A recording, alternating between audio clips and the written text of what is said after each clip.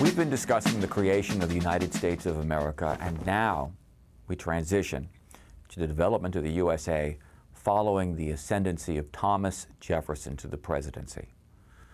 When Thomas Jefferson arrived at the White House in March of 1801, the whole White House complex was an ugly mess. The nation's capital had basically been built on a swamp.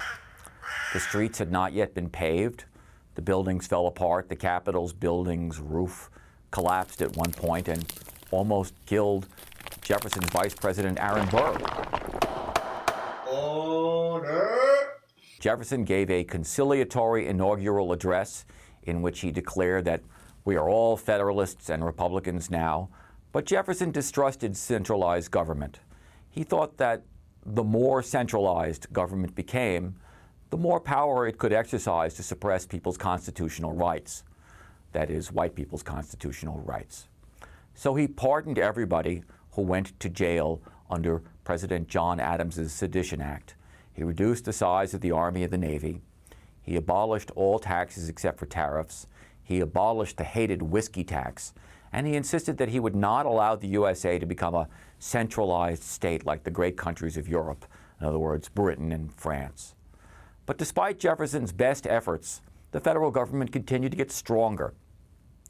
The most important development was Supreme Court Justice John Marshall's decisions that clarified what the Supreme Court was supposed to do, which wasn't all that clear when the Supreme Court was created by the Constitution. Let me explain. In 1803, a dissatisfied and disgruntled fellow named William Marbury went to the Supreme Court with a complaint. During the last hours, the very last hours of his presidency, John Adams had appointed a group of judges for the District of Columbia, which is the area where Washington, D.C. is. Marbury had been one of those appointed judges, but the Jefferson administration refused to place him in his job. Marbury complained to the Supreme Court that this was illegal. Congress, he noted, had passed a law that empowered courts to order the president's staff to commission judges. So, according to this law, a judge could say to the federal government, you've got to let this person take his appointment. Supreme Court Justice John Marshall looked at the law, which was called the Judiciary Act of 1789, and he said, this is unconstitutional. That is to say, there's nothing in the Constitution that gave Congress the power to make such a law. So that meant that although Marbury may have been legitimately appointed, nothing in the Constitution gave the Supreme Court the power to order President Thomas Jefferson to give him his job. This is a very clever decision on Marshall's part. On one hand, it gave President Thomas Jefferson his way. He did not want to give Adams's men their appointments. But on the other hand, it defined the Supreme Court's ultimate power. The Supreme Court would now determine whether laws were constitutional. That is to say, whether they were properly based on the provisions outlined in the Constitution. And this was an enormous power, and it greatly strengthened the power of the federal government.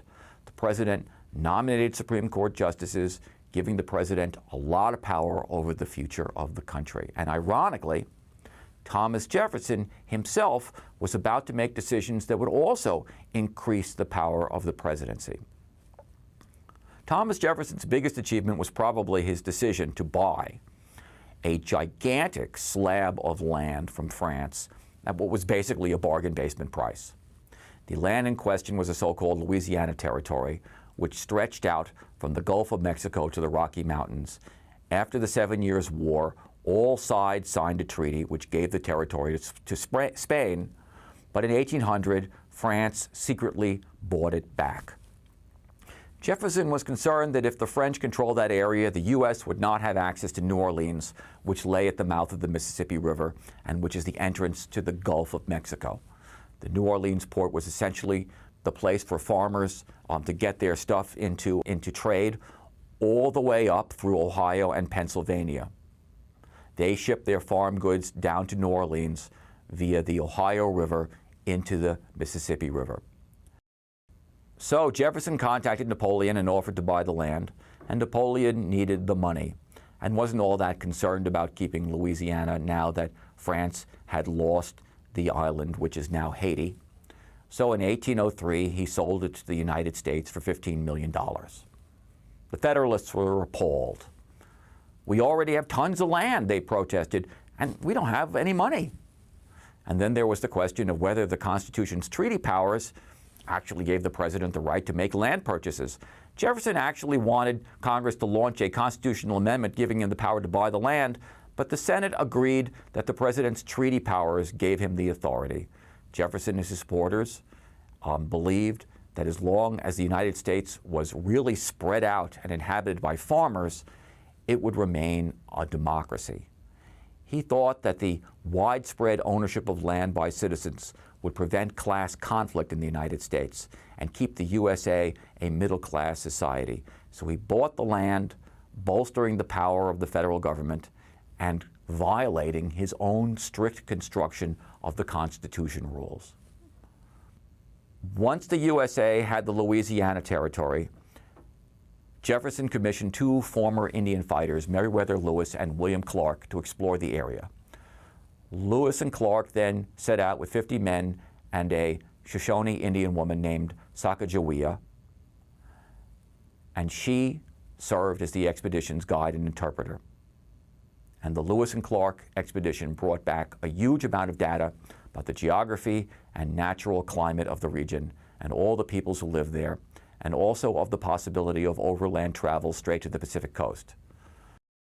The most immediate problem, however, was taking over New Orleans. New Orleans had around 8,000 residents, and almost half of them were slaves, and another 1,300 were free people of color. Most free blacks had almost as many rights as white people. Slaves were allowed to buy their freedom comparatively easily. Slave women had the right to charge their owners with rape in Louisiana courts. But once the U.S. took over New Orleans, the territorial legislature revised the rules and issued a statement forbidding blacks to, quote, ever consider themselves the equal of whites, end of quote, and making it much harder for slaves to be freed. The irony was that under French and Spanish rule, Louisiana's slaves had enjoyed more freedom than under U.S. rule, even though the U.S. thought of itself as a haven from tyranny from these countries with their monarchs and emperors. But as the U.S. expanded across the continent, Jefferson found himself compelled to take unilateral steps to protect American trade. Jefferson had criticized John Adams for expanding the nation's navy to fight the so-called Barbary Shore pirates who lurked on the northern coast of Africa and captured American ships and held them for ransom. Jefferson wound up fighting a war against what is now Libya, in which an American military unit stormed the beaches of Tripoli and forced the Pasha of Tripoli to sign a peace treaty. This was not Jefferson's first encounter with the Islamic world. Morocco had recognized U.S. independence in 1777. It was the first country in the world to do so. And interestingly, an early treaty that John Adams had signed with various Tripoli dignitaries said the following: as the government of the United States of America is not in any sense founded on the Christian religion, as it has in itself no character of enmity against the laws, religion, or tranquility of Muslimen, that is, Muslims, it is declared by the parties that no pretext arising from religious opinions shall ever produce an interruption of the harmony existing between the two countries. That was Article 11 of the Treaty of Peace and Friendship signed in 1796 and ratified by the United States Senate. Now Jefferson discovered that he too would have to deploy military power to protect the commercial interests of the United States. By 1806, Britain needed thousands more sailors to fight Napoleon Bonaparte, who had declared himself emperor in 1800 and launched a campaign to conquer Europe. So it began impressing American ships again and forcing its crews to become British Navy men on the claims that they were really British citizens, which they were not. In response, Thomas Jefferson's supposedly limited government got Congress to pass the Embargo Act, which banned American ships from sailing into foreign ports. And this was followed by the Non-Intercourse Act, which plain out banned trade with Britain and France until they stopped harassing American shipping. The hope was that Britain would back off and France would back off, but they were in a war with each other and they didn't care what the U.S. did. So American exports collapsed 80%, hurting the very American farmers that Jefferson promised to put first in American policy.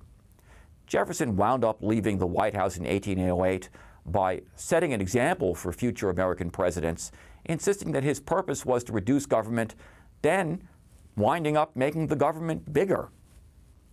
His successor, James Madison, who was basically his hand-picked successor, saw that Jefferson's embargo policies weren't working, that they were alienating a large portion of their electorate. He announced that he would repeal the embargo measures, but bring them back if necessary. Britain said, so what, and kept on kidnapping American sailors. The result was a new generation of politicians coming to Congress who became known as the war hawks. Their leaders were Henry Clay, who was Speaker, the presiding officer of the House of Representatives, and John C. Calhoun, Senator John C. Calhoun of South Carolina. And their attitude was, hey, let's just get it on with Britain. Again, let's just slug it out like we did last time. And this time, no more Mr. Nice Guy. Let's take Canada. They also wanted to press hard to gradually remove Indians west of the Mississippi River. By 1800, almost 500,000 Americans lived west of the Appalachians. The policy of the United States government was to encourage Indians to either assimilate, become settled farmers, and even buy slaves in some circumstances, or sell their land and leave. Some mixed Indian white leaders supported this, but many native peoples opposed this, most notably the Shawnee brothers Tecumseh and Tenskwatawa. Tenskwatawa preached that white people were the source of all evil, and urged Indians to forswear alcohol and European-style goods, and created a movement centered around the city of Prophetstown in Indiana, which became the headquarters for a kind of confederacy of Indian resistors. Tecumseh called for a pan-Indian identity movement. What good was cooperating with white people, Tecumseh asked his followers. All that ever happens to the cooperators is they disappear. But in November of 1811, an army led by future President of the United States, William Henry Harrison, approached Prophetstown, and a battle ensued, and Harrison destroyed the area in what became known as the Battle of Tippecanoe. The Louisiana Territory was now more open to westward expansion than ever before. Meanwhile, President James Madison found himself on the verge of becoming a war president, which was ironic because he had long warned that war was the foe of true liberty. Those were his words. In 1795, he warned that wars create armies, which require taxes, which encourage autocratic measures, and wind up, quote, bringing the many under the domination of the few. Madison received news that the British were having conversations with Tecumseh and encouraging his confederation. Plus, the British were just hijacking American ships without any concern for the consequences.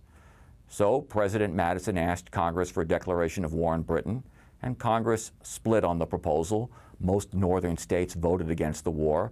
They represented the manufacturing and financial areas, and they didn't want to go to a war against Britain.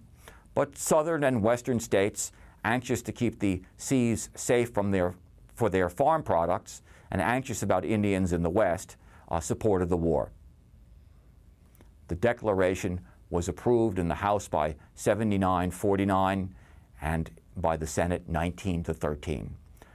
This wasn't a very resounding vote for the war, but it passed. In response, the British were like, okay, let's have a war.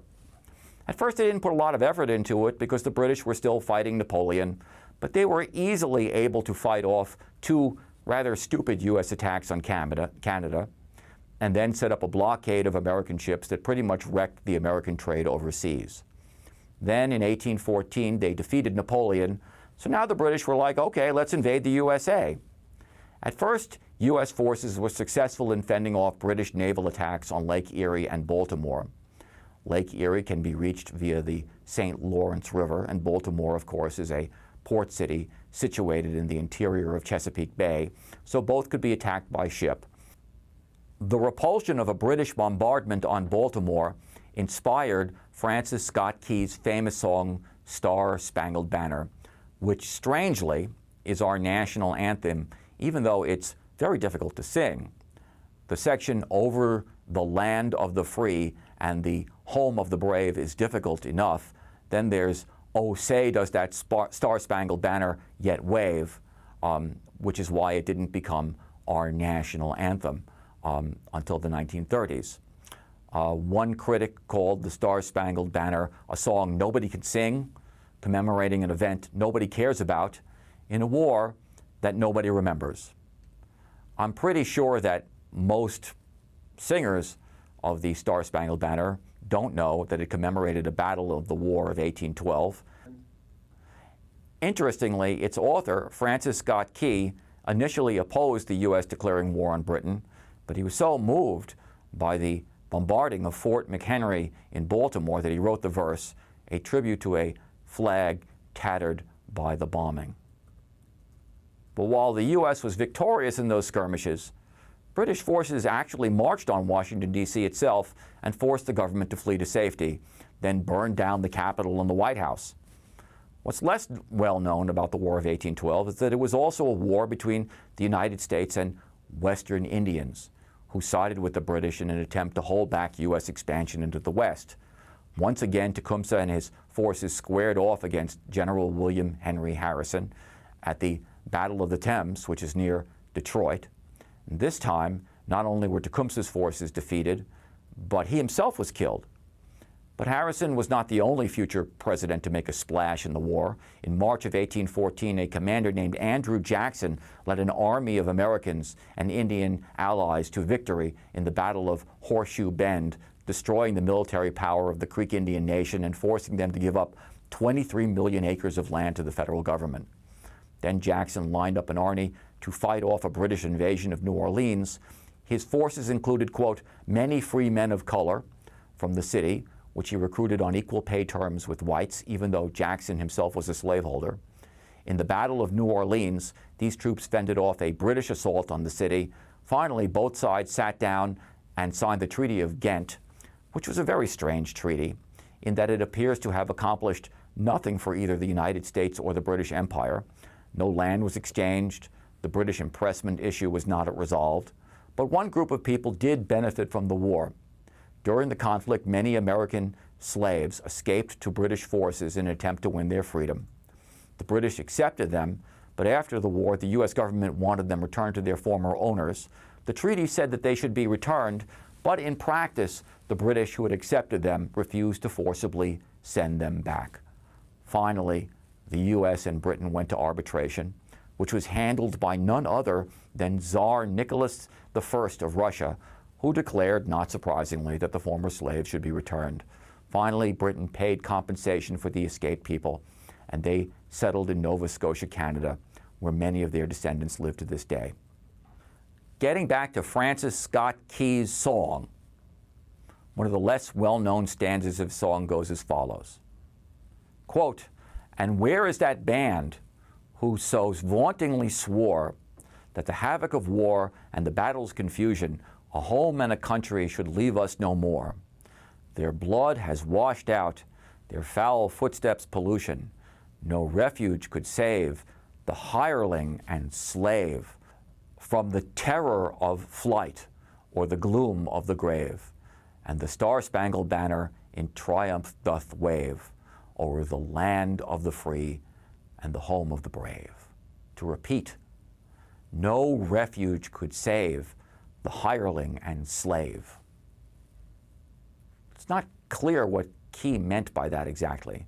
Was he referring to several British Marine units that consisted of black slaves who had signed up with the British in exchange for their freedom? Maybe, because Francis Scott Key himself was a slaveholder and called blacks, quote, a distinct and inferior race of people, end of quote. Or maybe was he just referring to impressed sailors? It's not clear. Key never explained this section of the song, and most people don't even bother to sing that stanza. But one thing is for sure, at least one group of people actually won their freedom during the War of 1812, the slaves who sided with the British. Despite the ambiguous nature of the Treaty of Ghent, the War of 1812 was a very significant moment for the United States. The U.S. solidified its control of its territory east of the Mississippi. Neither the British or their Indian allies would ever threaten it again. The war also had a big impact on Canadian identity. Canadians now sought to find ways to resist domination by the United States. Not only military domination, but economic and cultural domination as well. And the war also spelled the death of one of the nation's first major political parties, the Federalist Party. The Federalists strongly opposed the War of 1812. We already talked about that. And their position was popular in New England, but they lost the presidential election of that year, although narrowly. Frustrated, they met at Hartford, Connecticut, and held a convention in which they called for a series of reforms. These included eliminating the 3/5 clause from the Constitution, which allowed states to count their slaves as 3/5 of people for representational purposes. They wanted this because they felt that it gave the slave states too much political power in Congress, which it did. They also called for 2/3 of Congress to assent to any declaration of war or admission of new states. The Hartford Convention did not call for secession from the Union, but it did declare that states had the right to assert their independent authority if the federal government did something that was contrary to the Constitution.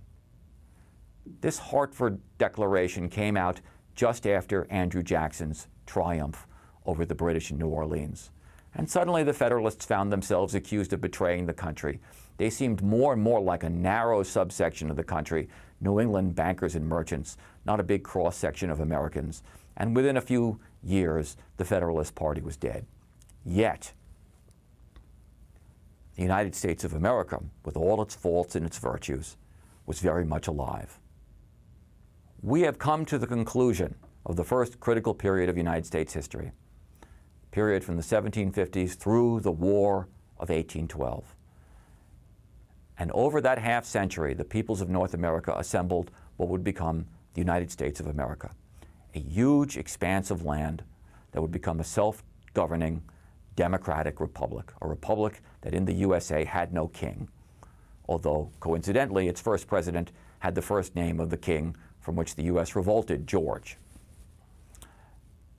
And democratic in that the governors of the new nation were selected by a democratic process, restrained by a constitution, a set of limits on what the democratic government could do. The U.S. was not the first republic or democracy. There was Greece, Rome, the Dutch Republic, various North American native nations, the Isle of Man, Iceland, which has the world's oldest parliament, and we could go on and on. But it was a new nation that came on the global scene with a strikingly different model of governance, a constitutional democracy without a king that insisted that its purpose was to provide its people with something called liberty, which it understood as an absolutely essential condition for life.